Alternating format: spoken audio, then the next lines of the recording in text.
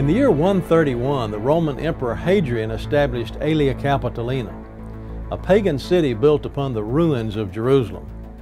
The name Aelia Capitolina is derived from Hadrian's family name and the name of the Roman god Jupiter Capitolinus. A temple of Jupiter was built on the Temple Mount where Solomon's temple once stood, and those who appeared to have anything to do with the God of the Bible were forbidden to enter the city. The actions of Hadrian, which some scholars believe to have included the prohibition of circumcision, led to what is known as the Bar Kokhba revolt, which would result in the final disruption of Judaism as it had been practiced for over 1,500 years.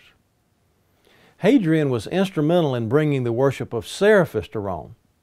Seraphis was the Greek equivalent of the Egyptian sun gods Osiris and Horus. In Egypt, the pagan trinity consisted of Osiris, Isis, and Horus, the sun god, the mother goddess, and the reborn sun god. A letter ascribed to Hadrian has caused many scholars to attempt to associate Jesus with Seraphis, who is depicted as a long-haired, bearded man. In his letter, Hadrian stated that in the land of Egypt, those who worship Seraphis are in fact Christians, and those who call themselves bishops of Christ are in fact devotees of Seraphis. He goes on to say that there is no chief of the Jewish synagogue, no Samaritan, and no Christian presbyter who is not an astrologer, a soothsayer, or an anointer.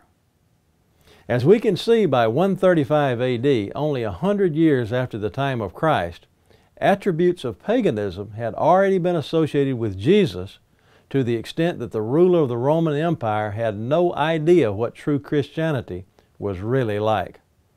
It happened over time in only 100 years.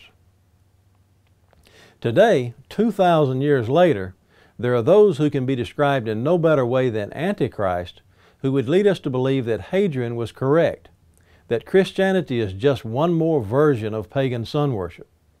They base their contention on the fact that pagan precepts, identical to those that can be traced directly to the sun gods of Egypt, are found in many of our churches.